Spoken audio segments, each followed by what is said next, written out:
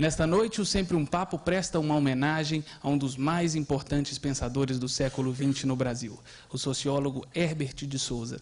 Nossa convidada é a jornalista Carla Rodrigues, que acaba de lançar o livro Betinho, sertanejo, mineiro, brasileiro, e é ela que a gente chama agora para mais uma edição do Sempre um Papo. Por favor.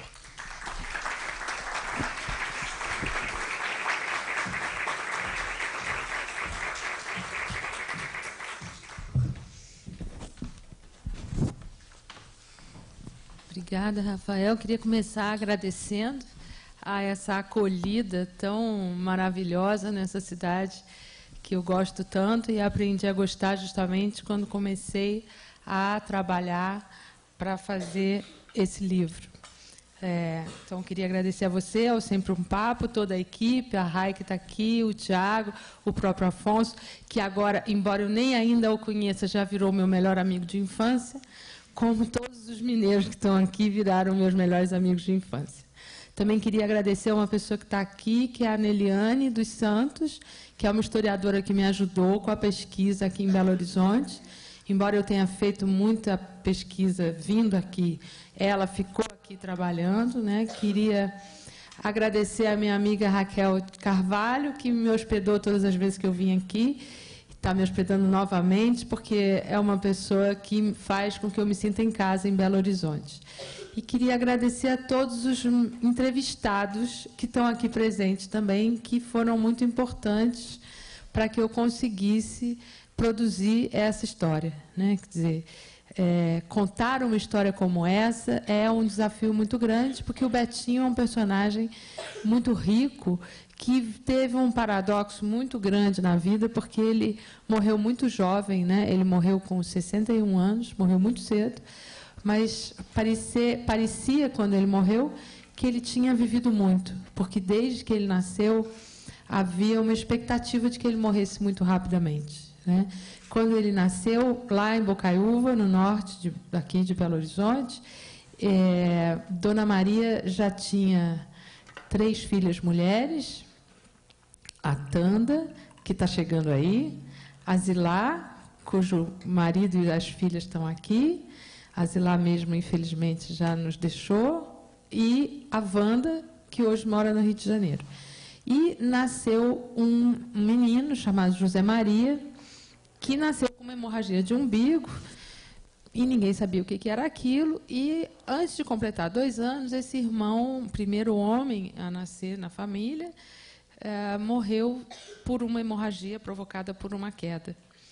E, então, quando o Betinho nasceu, com esta mesma hemorragia de umbigo, a Dona Maria achou que ele não fosse sobreviver. Então, essa perspectiva de uma morte iminente, né, rápida, iminente, que fosse chegar logo, marcou a vida dele inteira. E, então, o fato dele ter chegado aos 61 anos foi, assim, como se ele tivesse vivido demais. E o que ele fez para compensar essa vida que começou já com uma perspectiva de ser muito curta? Ele viveu muito intensamente. Então, tinha muita coisa para pesquisar, tinha muita história para levantar, tinha muito que recuperar, né?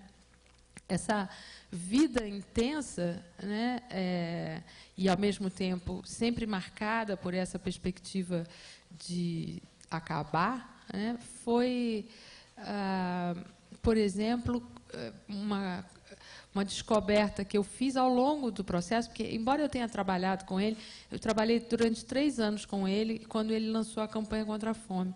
Mas, embora eu tenha trabalhado com ele, eu não tinha percebido isso, esse paradoxo dele ter vivido, morrido tão cedo e parecer que ele tivesse vivido tanto, né? Foi quando eu comecei a vir para cá e conversar com as pessoas e, por exemplo, ouvi a Tanda me contar que, quando ele nasceu, todo mundo ficava assim, atrás dele.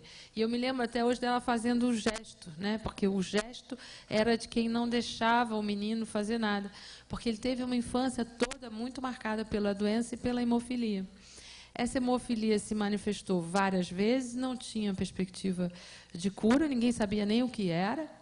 E a Dona Maria fez questão de tentar trazer a família para Belo Horizonte, ou pelo menos para perto da capital, para procurar tratamento de saúde para esse menino. E foi aqui em Belo Horizonte que ela encontrou o apoio e a ajuda do Dr. Expedito, que está aqui na plateia. Eu agradeço muito a presença dele. Ele cuidou do Betinho e cuidou dos outros 2 filhos hemofílicos da Dona Maria, o Henriquinho, que depois todo mundo veio conhecer como Enfio, e o Chico Mário, que o neto estava aqui, eu não sei se ainda está, porque agora não estou vendo, mas a Lívia está aqui? Ah, está lá. Então, a Lívia, que foi casada com o Chico Mário, foi mulher do Chico Mário, estava aqui até agora há pouco com um netinho que... Ela ainda está aqui, mas o netinho não está. O netinho que tem os olhos azuis iguaizinhos ao do Betinho. E o doutor Expedito, então, atendeu o Betinho, foi o primeiro filho hemofílico que ele cuidou, atendeu o Henriquinho e batizou o Chico Mário, porque o seu Henrique não sabia como fazer para agradecer a dedicação que o doutor Expedito dava àqueles 3 meninos que tinham uma doença misteriosa, e batizou, e deu o Chico Mário para o doutor Expedito batizar. Essa história está contada no livro. O doutor Expedito me contou na entrevista que me concedeu há alguns anos, quando eu vim aqui a primeira vez. Essa perspectiva, né, de uma morte muito cedo apareceu novamente na adolescência. Aos 15 anos, ele teve uma tuberculose, que, na época, não tinha perspectiva de cura. Ele morava ali na Rua Ceará. Hoje, não tem mais a casa onde ele morava, mas é uma maternidade. Como é o nome da maternidade mesmo, hein, Neliane? Então, essa maternidade que foi construída no terreno onde era a casa, eram várias casas funcionais. O seu Henrique trabalhava na funerária, e o Betinho e o Henriquinho brincavam com os caixões, corriam, brincavam de pique, e o Henriquinho adorava deitar e fazer de conta que era defunto, e acordar e levantar no caixão, assim, e assustar as pessoas. E o Betinho teve essa tuberculose, e, embora tivesse na esquina da casa dele um sanatório que tratavam os tuberculosos, não havia tratamento, mas, enfim, internava e afastava do convívio com as pessoas, porque era uma doença contagiosa, mas seu Henrique não quis que o Betinho fosse para o sanatório e tratou o Betinho com um repouso, um isolamento, num quartinho dos fundos da casa. E lá, quem ia todo dia para dar medicação para ele era a Dinha, que está aqui também, que era a enfermeira dele, que também me contou muita história daquela época. E, mais uma vez, ele passou 3 anos nesse quartinho, passou a adolescência inteira, dos 15 aos 18 anos, e exatamente quando deveria estar explodindo de vida, de energia, de tudo, ele ficou internado, né, confinado, ainda que não num hospital. E, quando ele saiu desse confinamento, ele, então, começou, em 1953, uma militância política que ele nunca mais parou. E teve essa capacidade de transformar tudo aquilo que podia ter sido encarado como um problema pessoal e transformou isso em causa, né, em bandeira. Então, ele entrou na Juventude Estudantil Católica, depois na Juventude Universitária Católica, depois fundou a AP, lutou contra a ditadura, foi clandestino, foi exilado. Na clandestinidade, ele teve um problema causado pela hemofilia, teve uma úlcera, teve que fazer uma cirurgia, e aí eu conto no livro que essa cirurgia, para conseguir fazer essa cirurgia, ele estava morando em São Paulo, estava clandestino, estava escondido dos militares, da repressão, e precisava fazer uma transfusão de sangue para poder fazer a cirurgia. E essa transfusão de sangue, ele obteve sangue com uma série de recrutas do Exército que não tinham a menor ideia que estavam doando sangue para um sujeito que era contra o Exército, né? E contra a presença do Exército na vida política do país. E, em 86, quando ele descobriu que estava contaminado com o HIV, ele e os 2 irmãos hemofílicos, que estavam os 3 contaminados com HIV, ele, mais uma vez, transformou aquilo numa causa, numa bandeira e numa luta, né? Tanto que, até hoje, a política de AIDS brasileira é uma política, em grande parte, inspirada nas lutas que ele levantou já naquele momento, em que ele, então, defendia a distribuição gratuita do AZT.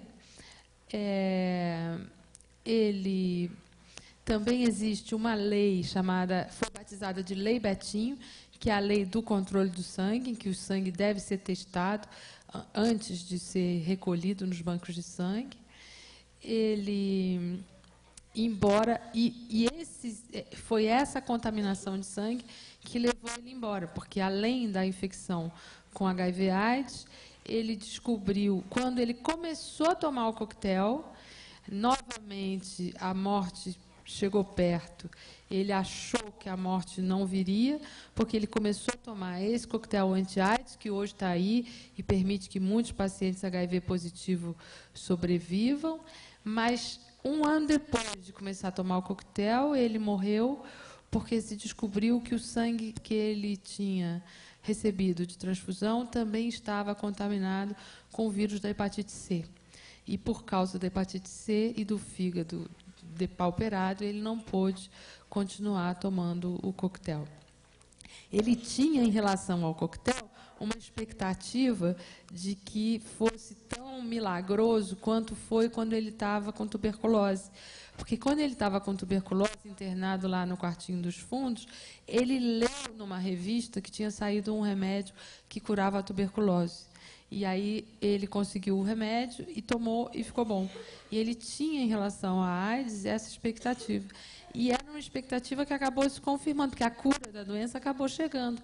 Pena que não chegou a tempo de pegá-lo, né? Então, o que eu tento mostrar no livro é essa ideia dessas contradições que marcaram a vida dele, né? Porque essa vida que acabou cedo, mas parece ter durado muito, é só uma das contradições que eu tento trazer no livro. Porque, quando eu comecei a escrever, quando eu fui convidada para escrever, eu achei que era muito difícil contar a história desse personagem sem incorporar todas as características mais humanas dele, né?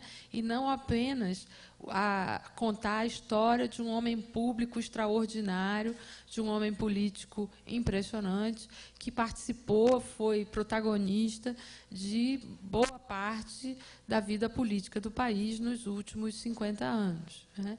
Mas, além disso, além desse homem que foi protagonista da vida política do país nos últimos 50 anos, era preciso também contar a história do filho da Dona Maria e do seu Henrique, né, do irmão da Tanda, da Zilar, né, do tio, do primo, enfim, né, dessa pessoa comum, que é uma pessoa comum igual a todos nós que estamos aqui.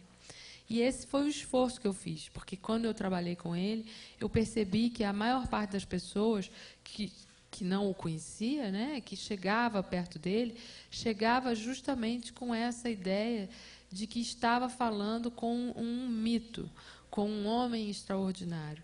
E eu, evidentemente, ainda que tenha falado desse homem público, desse personagem político, de uma característica política muito peculiar, também quis falar desse ser humano, irmão da Tanda, que acabou de chegar, e irmão da Zilar, irmão da Wanda, primo, parente, essa pessoa próxima que tinha tantas contradições e que, ao mesmo tempo, era um ser humano comum, né, como todos nós.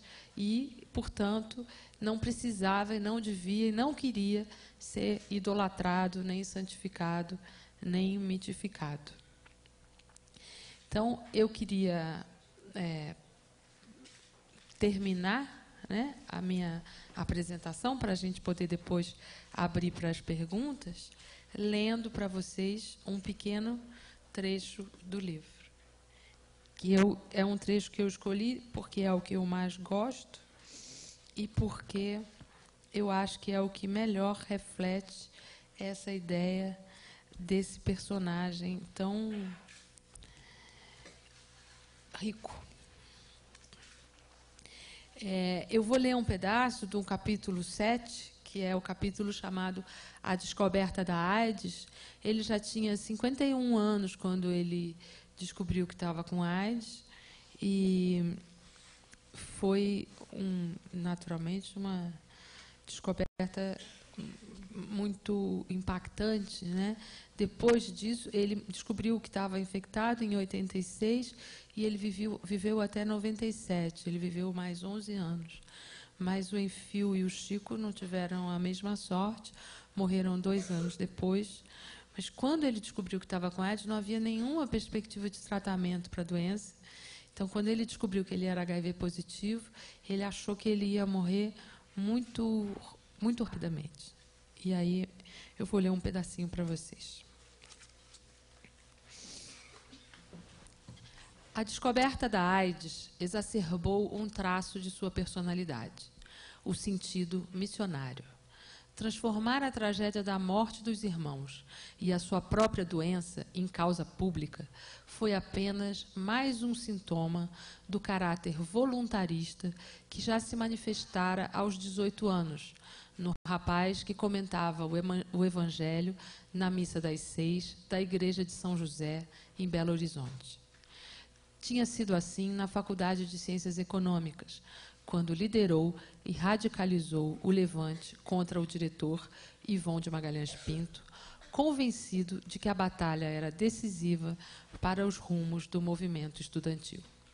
Já naquela ocasião, angariou inimigos por se apresentar como alguém que, na combinação entre o fervor missionário e a fragilidade que lhe dava a hemofilia, achava ter passe livre para suas atitudes. Muitas vezes, ao longo da vida, Betinho se atribuiu esse salvo-conduto, escorado na ideia de que ser um sobrevivente lhe franqueava tudo ou quase tudo. A perspectiva da morte lhe conferia uma dose extra de liberdade, como se ele estivesse menos preocupado do que a maioria das pessoas com a consequência de seus atos. Muitas vezes tentou negar seu jeito de apóstolo ou se desligar dele. Ainda no exílio, já desvinculado da ação popular, começou a pensar nisso.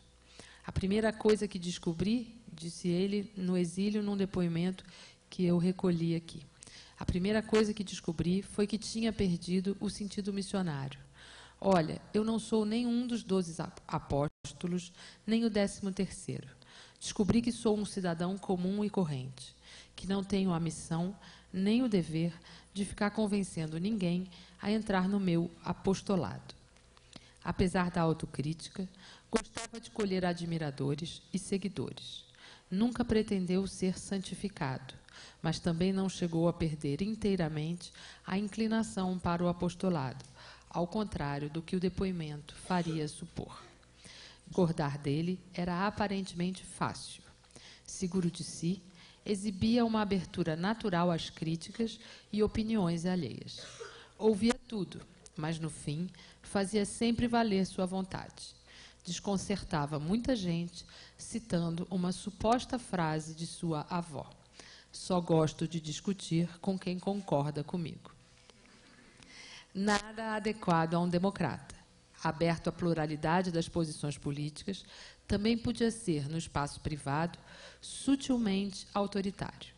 Sutileza que fazia toda a diferença e que o distinguia com um jeito especial de chegar aonde queria. Detestava perder e, na maioria das vezes, sabia a hora certa de recuar, no mínimo para voltar ao ataque depois. Era persistente, tenaz e obstinado. Carregava ambiguidades pela vida fora, várias delas decorrentes da confluência de sorte e azar. Teve o azar de nascer hemofílico e a sorte de ser salvo inúmeras vezes quando não existia nenhum tratamento para a doença. Teve o azar de contrair tuberculose na adolescência e a sorte de ser cuidado em casa, onde leria numa revista a notícia da descoberta da cura. Perseguido pela ditadura, teve o azar de ter uma hemorragia no estômago e, já clandestino, a sorte de ser salvo por doações de sangue feitas por militares. Teve o azar de ser contaminado pelo HIV e a sorte de sobreviver por mais de 10 anos, num tempo em que não havia tratamento para a doença. Teve a sorte de começar a tomar o coquetel anti-AIDS muito cedo e o azar de descobrir que estava contaminado também pelo vírus da hepatite C, que lhe desmantelou o fígado e o impediu de continuar com a medicação recém-descoberta. Teve a sorte de viver até os 61 anos e o azar de morrer prematuramente. Teve a vida marcada por casualidades. Não era para eu estar vivo desde que nasci. Escapei sempre na risca, brincava ele, acostumado a sobreviver, testando os limites.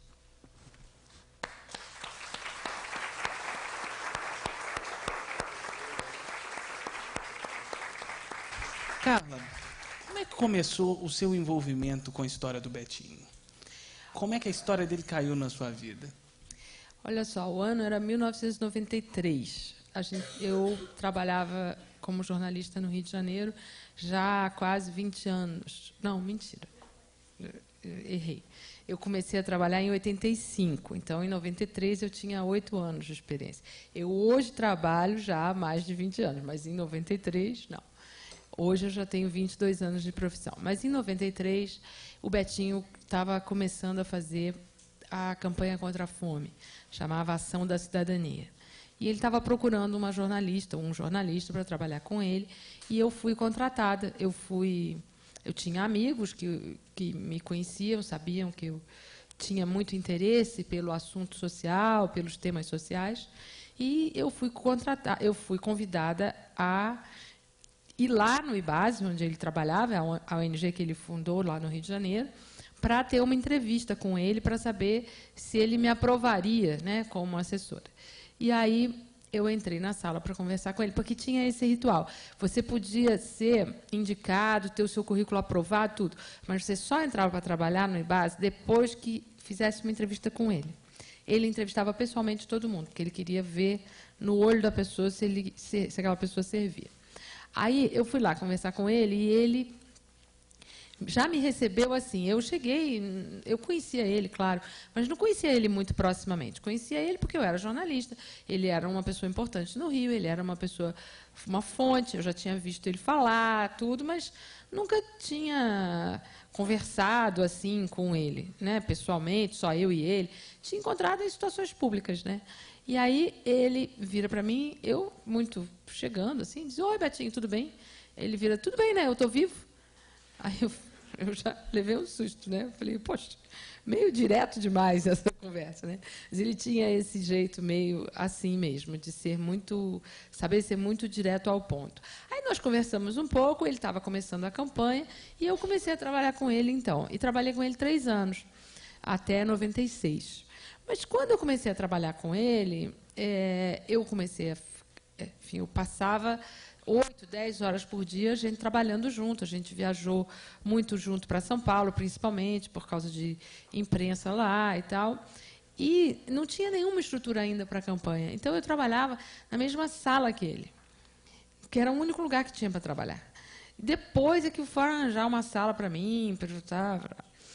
E nesse período, eu até conto isso na apresentação do livro, que havia muita gente já querendo contar a vida dele. Então, por exemplo, o Silvio Teller, o cineasta, queria fazer um documentário sobre a vida dele. E ele dizia: "Não tenho tempo para contar a minha vida. Não tenho a menor possibilidade de parar de viver para ficar contando." E eu achei aquilo muito impressionante, porque é claro que, como jornalista, eu sabia que eu estava diante de um personagem único, né? Mas eu falei, mas não tem a menor condição de ficar pensando em fazer a biografia dele. Tem que trabalhar, né? Enfim, quando me chamaram para escrever esse livro, foi uma ideia de um editor que o conhecia e que me convidou, também me conhecia e que me convidou. A primeira pergunta que me fizeram, eu também conto isso, foi, mas você tem muita coisa guardada daquele tempo? Eu falei, não tenho nada. Não guardei nada, imagina, estava trabalhando, não ia ficar guardando papel. Né? Porque aí, de certa maneira, eu adotei a mesma atitude que ele. Falei, não tem tempo de ficar ajudando papel, tem que fazer o que tem que fazer. Né? E foram anos muito intensos da ação da cidadania.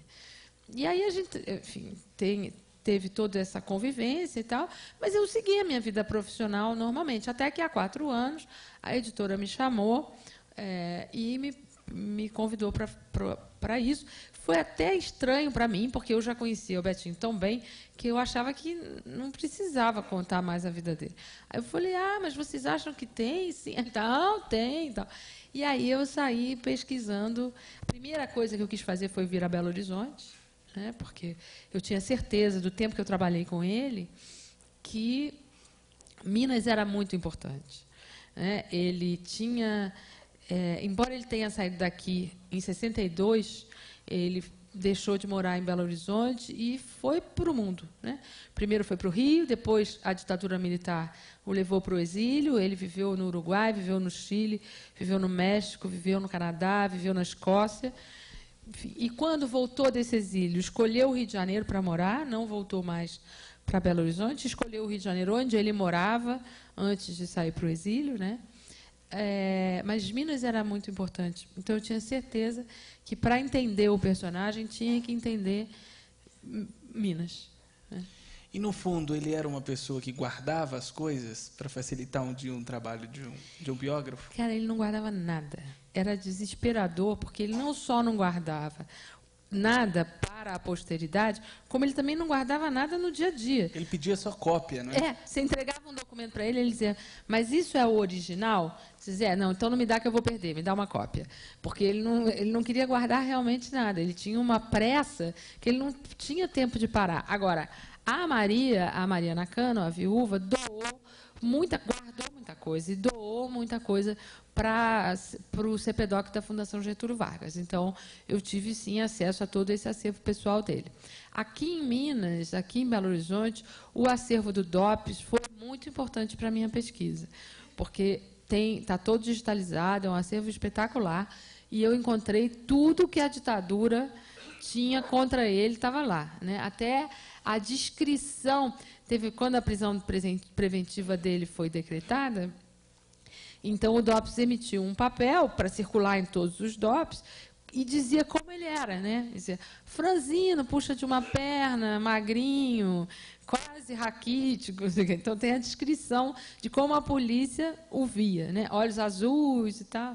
Era bem... A pesquisa nesses tipos de... Aqui também, o arquivo dos dominicanos também foi muito importante, porque toda a parte da ação católica, da JEC, da JUC, tudo isso foi muito importante para entender o personagem. Né? Então, a pesquisa em Minas foi fundamental.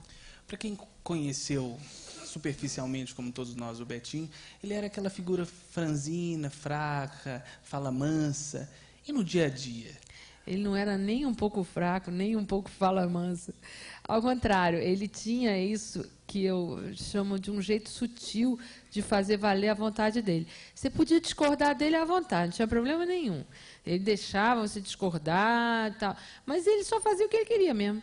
Não tinha problema nenhum, você podia, mas ele só fazia ali direitinho o que ele queria. E baixinho, quietinho e tal, mas ia do jeito que ele queria. Perguntas... Vamos aqui. Queria só pedir se você puder ficar em pé, por favor. Seu nome? Raquel Carvalho. Oi, Raquel. Boa noite. Eu gostaria de perguntar para a Carla, logo no subtítulo do livro, ela inicia qualificando o Betinho como um sertanejo. E nas primeiras páginas a gente percebe que tem uma citação do Guimarães Rosa, que é um autor que trabalha muito a figura, a força do sertanejo. O que tem de sertanejo em Betinho e o que Guimarães Rosa pode ter representado na vida e na história dele? Olha, Guimarães foi fundamental para eu entender o Betinho e para o Betinho se entender. Eu, quando comecei a fazer o livro, eu sabia que ele tinha começado a reler Grande Sertão Veredas no fim da vida. E, conforme eu fui fazendo as entrevistas, um jornalista mineiro, Humberto Pereira, que é o comprido do Enfio e que foi da JEC, da JUC, foi muito amigo do Betinho, me disse: olha, para você entender o Betinho, você tem que pensar no Betinho como um sertanejo, como um homem do sertão. Ele tem a força do sertanejo. E essa foi uma entrevista que eu fiz muito cedo, assim, né? Logo depois de vir a Belo Horizonte, eu fui para São Paulo. E lá, então, o Humberto me disse isso. E aí eu falei: sertão, mas por que sertão? Aí eu fui entendendo. Claro, ele nasceu no sertão. E, embora ele tenha saído do sertão muito cedo, com 2 anos de idade, ele saiu de Bocaiúva, foi para Ribeirão das Neves e depois veio para Belo Horizonte. Ele tinha esse jeito forte e até meio seco, né, do sertanejo, seco no bom sentido, assim, né, do sertanejo, que vai à luta, que tem isso que eu li aqui. Ele era um homem tenaz, obstinado, ele não desistia dos objetivos dele nunca, né? E eu defendo no livro uma ideia de que o Betinho, no fim da vida, ele foi retomando tudo, ele foi fazendo uma certa circularidade e retomando tudo aquilo que tinha sido importante para ele no começo da vida. Então, ele vai reler Guimarães Rosa por causa da realidade meio fantasiosa que o Guimarães criou com os personagens dele. Então, ele estava convencido que ele era uma espécie de personagem do Guimarães, né? Porque boa parte, lá em Bocaiúva, todo mundo acha que Diadorim viveu lá, né? Assim, então, que aquele cenário que o Guimarães descreve é um cenário lá de Bocaiúva. Então, ele volta, depois que ele descobre que ele está com AIDS, ele volta a ler Grande Sertão, ele volta a Bocaiúva, ele volta várias vezes a Belo Horizonte. Assim, uma das viagens que ele fez a Belo Horizonte, ele fez de carro, porque ele adorava dirigir. E ele corria pra caramba, ele adorava correr também de carro, porque era uma maneira dele, ele não podia correr, né? Então, de carro, ele podia correr. E ele fez várias viagens para cá e ele foi buscando as suas raízes de volta novamente. E também eu defendo também no livro essa ideia de que a solidariedade, que é a marca inicial da campanha dele, quando ele entra na JEC e na JUC, ele entra pelo caminho da solidariedade. E ele, lá no final, quando faz a campanha contra a fome, ele retoma a solidariedade também. Até as siglas são iguais, porque ele entrou na Ação Católica, né, levado pela Tanda, pela Zilá, que eram as irmãs mais velhas, que já estavam na Ação Católica, e a sigla da Ação Católica era AC, e ele terminou com a Ação da Cidadania, que a sigla também era AC, porque ele foi fazendo um círculo na vida e recuperando, no final, tudo aquilo que tinham sido os valores fundamentais da vida dele. Então, eu quis marcar no subtítulo essa ideia do sertanejo, do forte, do aguerrido, né, que me parece que é a melhor definição de sertanejo que tem. E a relação do Betinho com a Igreja Católica? Você mesmo falou agora que ele começou a luta política na Ação Católica. E no fim da vida, no fim do livro, você conta sobre os rituais religiosos que ele não queria. Não queria, Como é que foi esse rompimento com a Igreja Católica? Olha, se é que ele existiu. Existiu, na verdade, tem uma coisa assim. Quando ele nasceu em Bocaiúva, Dona Maria era de uma família extraordinariamente católica. Ele dizia que o DNA, que a religião estava no DNA de toda a família mineira, né? Que era impossível ser mineiro sem ser católico e sem ser religioso. Dona Maria era uma devota, uma fiel devota do Nosso Senhor do Bonfim, que é o padroeiro de Bocaiúva e tal. Então, ele nasceu e cresceu num ambiente católico. Só que, quando ele fez 18 anos, que Tanda e Isilá já estavam na ação católica, é estranho falar da Tanda com a Tanda, né? Ficar contando para a Tanda o que a Tanda fazia. Mas, enfim, quando ele saiu do quartinho dos fundos e estava curado da tuberculose, ele conta que ele era um sobrevivente em busca de vida e que ele encontrou na ação católica essa vida, né? Essa possibilidade de militar. Então, ele se engajou na Juventude Estudantil Católica, depois na Universitária Católica. Todo o relato do Dr. Aloysio foi justamente já dessa parte da sua militância no movimento estudantil, como ação católica, já como JUC, né? E acaba que, nesse momento em que vai se criando uma radicalização das posições políticas da JUC, a JUC ganha a presidência da UNE. Nós estamos no Brasil de 1961, já a caminho, né, de um golpe que começa a se avizinhar quando o Jânio renuncia e quase o Jango não toma posse. Então, nesse momento, a JUC quer radicalizar para a esquerda e a hierarquia da Igreja Católica não permite. De tal maneira que tem um momento que um presidente da UNE, que era da JUC, que era o Aldo Arantes, convocado pelo arcebispo do Rio de Janeiro a decidir ou ele continuava presidente da UNE ou ele continuava da JUC. E o Betinho era assessor, braço direito do Aldo, e como foi também do Vinícius Caldeira Brandt, quando o Vinícius foi presidente. O Vinícius era mineiro, tinha estudado com ele na FMG, lá na Faculdade de Ciências Econômicas. E, nesse momento, cria-se a Ação Popular justamente porque a Igreja Católica não queria que a militância católica partisse para uma coisa mais radical de esquerda. Então, eles criam a Ação Popular, que tem uma inspiração católica, mas já é leiga, né? Já é uma organização leiga, a qual qualquer um poderia se filiar, não precisava mais ser católico. Embora tivesse grande inspiração em Padre Henrique Vaz, que foi um mentor importante para o Betinho.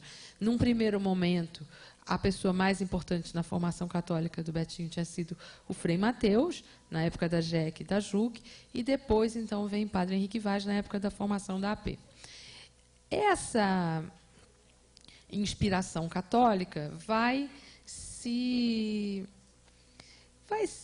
perdendo força conforme vai ganhando força a questão política, a atitude mais à esquerda, né?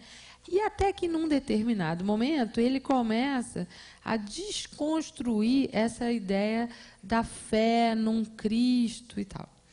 Ele começa a fazer isso ali pelos 30 anos e vai fazendo isso pelo resto da vida com dificuldade. Não é um processo simples, tá? Ele faz questão de recusar. Né? Então, ele faz questão de recusar todos os símbolos católicos na morte, no enterro, no velório e tal.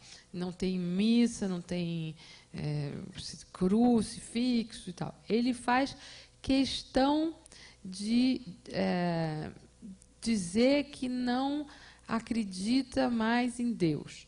Mas ele também, como muitas outras coisas, ele também é contraditório, porque muitas vezes ele dizia assim, eu não sei se Deus existe, mas isso não é importante.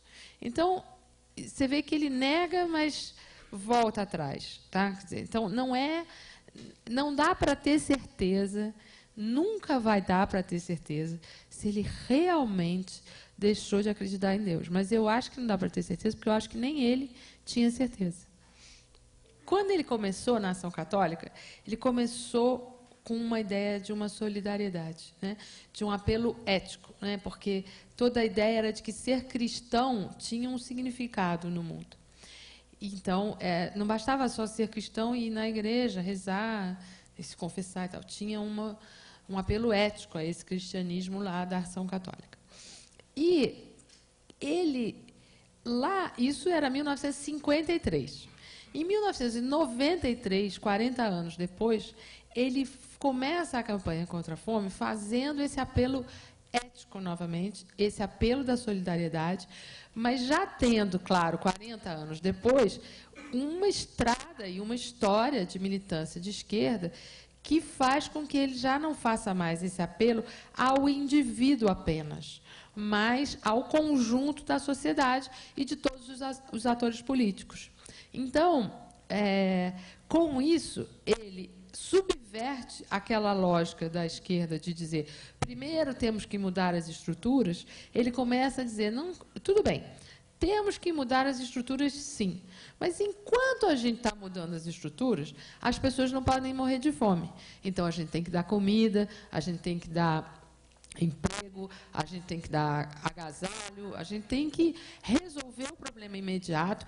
Evidentemente, ele manteve no discurso a defesa da transformação estrutural, da transformação do modelo de país que a gente tem, que é um modelo que continua provocando exclusão.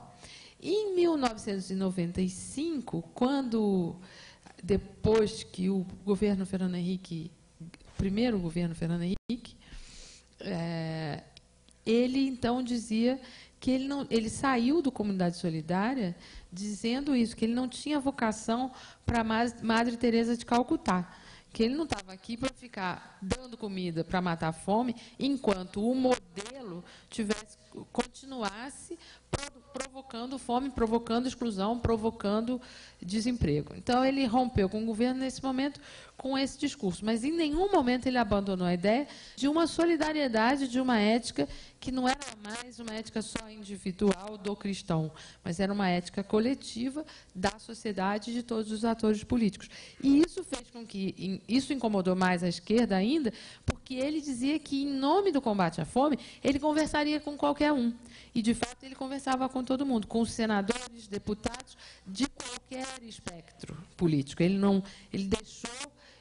Na verdade, desde que ele tinha voltado do exílio, ele já tinha essa ideia de nunca conversar apenas com um determinado grupo de interlocutores, mas de conversar com todo mundo. No prefácio do livro, o jornalista Zueni Ventura fala de um lado do Betinho interessante, que é de transformar inimigos em amigos. E ele cita próprio envolvimento dele, que era um desafeto do Betinho, por causa de uma ação envolvendo os bicheiros. Conta para a gente sobre essa ação que envolveu o Zueni e esse envolvimento. Como é que ele fazia para conquistar as pessoas? Bom, ele era muito sedutor, muito carismático desde pequeno, né? Porque eu conto uma história engraçada da infância dele, que ele fazia... Todo mundo... Lá em Bocaiúva, ele queria ir brincar e... Ele não podia brincar, né? Não podia correr, não podia fazer nada. E aí as pessoas botavam ele os meninos, os amigos, botavam ele no carrinho de mão e ele ia sendo empurrado no carrinho de mão, porque ele convencia as pessoas a empurrarem ele para levar ele nas brincadeiras no carrinho. Então, ele era muito convincente, né? E muito carismático. Quando ele estava na JEC, ele fazia o comentário da missa aqui na Igreja de São José, e deixou muitas mocinhas completamente apaixonadas por ele quando ele acabava o comentário da missa. Então, ele era muito sedutor, né? E ele usava essa sedução em qualquer aspecto. Também ele usava essa sedução politicamente, né? E um dos aspectos dessa sedução era um pouco ele ser surpreendente, né? Ele surpreendia as pessoas com as coisas que ele dizia. No episódio específico do Zueni, foi o seguinte: em 1994, os jornais descobriram que, em 1991, o Betinho tinha recebido, em nome da Associação Brasileira Interdisciplinar de AIDS, $40 mil para cobrir um déficit da ABIA que ia fechar se não recebesse aquele dinheiro. Ele pediu esse dinheiro ao então advogado Nilo Batista, que em 90 era só advogado, e o Nilo Batista fez uma intermediação com um banqueiro de bicho do Rio de Janeiro, chamado Turcão, E a mulher do Turcão, a Terezinha Petros, deu o dinheiro para tapar o buraco da Abílio. Em 1994, a imprensa descobriu que havia uma série de doações de banqueiros de bicho a um conjunto de políticos do Rio de Janeiro. Entre esses políticos estaria o nome do governador Nilo Batista, que então era governador do estado do Rio. O Nilo se apressou em justificar para os jornais que aquela possível entrada do nome dele naquela lista dizia respeito àquele dinheiro que ele tinha pedido para o Betinho. Existe o que eu conto no livro é que, na verdade, o Nilo se apressou, porque a entrada de dinheiro que o Betinho teve foi do Petros em janeiro de 1991, $40 mil.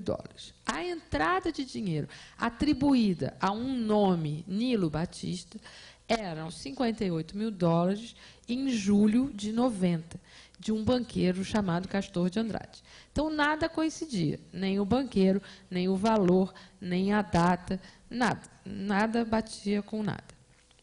Só que o Nilo se apressou em dizer para os jornais que aquilo dizia respeito àquela doação. Quando o Nilo fez isso, a imprensa inteira ficou indignada, porque a campanha contra a fome estava há um ano nos jornais, era um sucesso, era uma unanimidade de público. E o Betinho era um defensor da ética. Ele já tinha sido defensor da ética na época do governo Collor. Ele era uma espécie de guardião da ética brasileira. E o Zuenir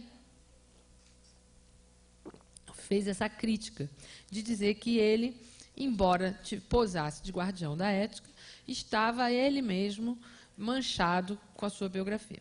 E o Zuenir escreveu isso no jornal, então no Jornal do Brasil, e o Betinho ficou muito aborrecido. E os dois, que eram amigos, são contemporâneos, têm mais ou menos a mesma idade e tal, romperam ligações. Mas o próprio Betinho depois reconheceu que o seu julgamento do texto do Zuenir tinha sido exagerado, porque tinha sido feito no bojo de uma série de outras manifestações contrárias a ele, que eram muito mais graves, e ele, então, entendeu que valia a pena recuperar essa amizade com o Zuenir. Como eles recuperaram essa amizade, eu convidei o Zuenir para escrever o prefácio do livro. E que é lindo. Perguntas?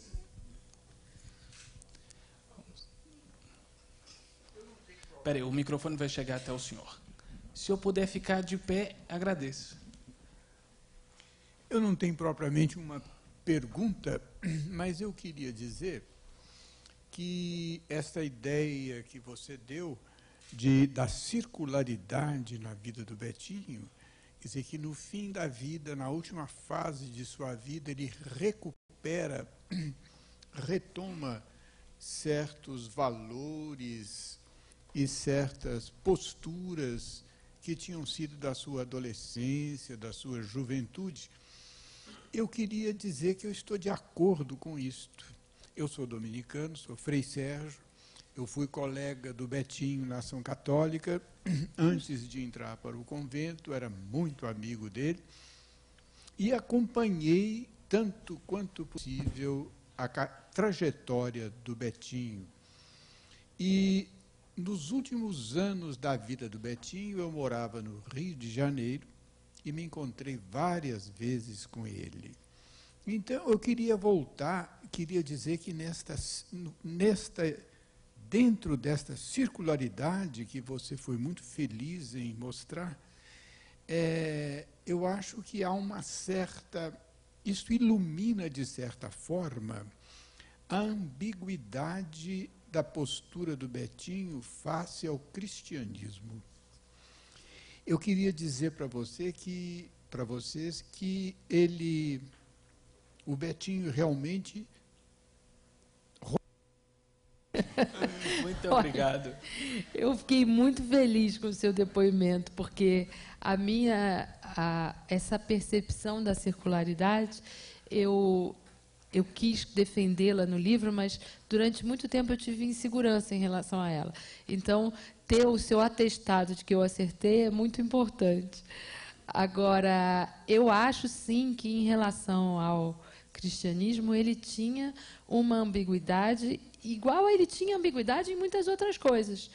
Porque, por exemplo, a Maria diz que nunca o viu recorrer a Deus, mesmo nos seus momentos mais difíceis. Mas eu acho que, quando ele diz, eu não sei se eu acredito em Deus, mas isso também não é importante, ele está deixando uma brecha para essa fé. Ou quando ele dizia...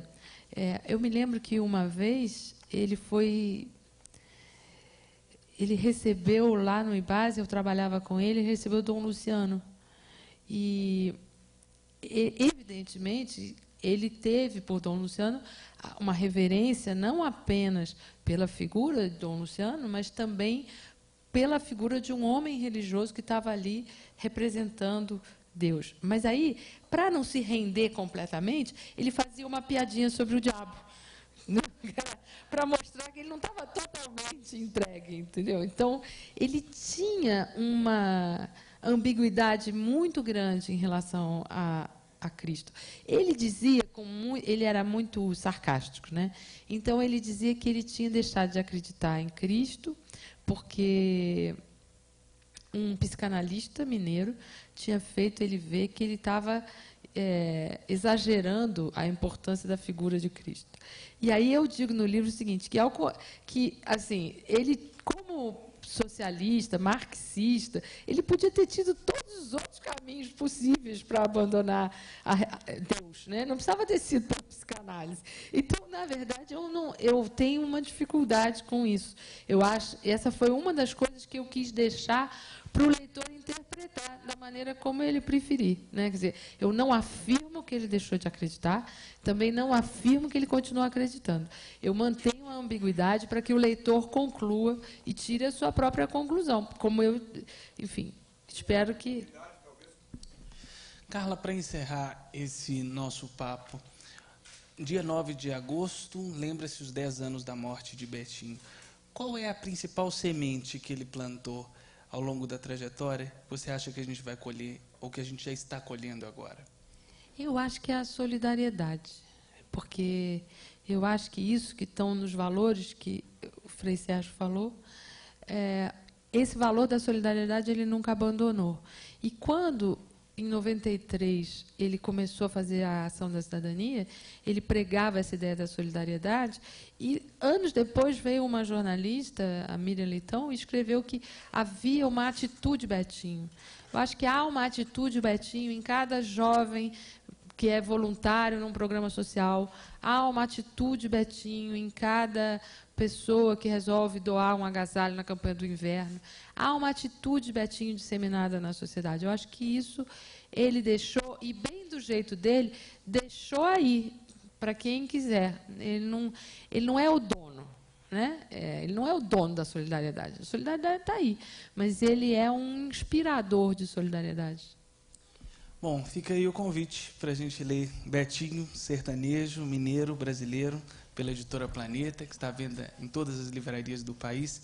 Carla Rodrigues, muito obrigado. Obrigada a você. Nossa plateia, muito obrigado. E vocês que nos assistem pela televisão, até o próximo Sempre um Papo.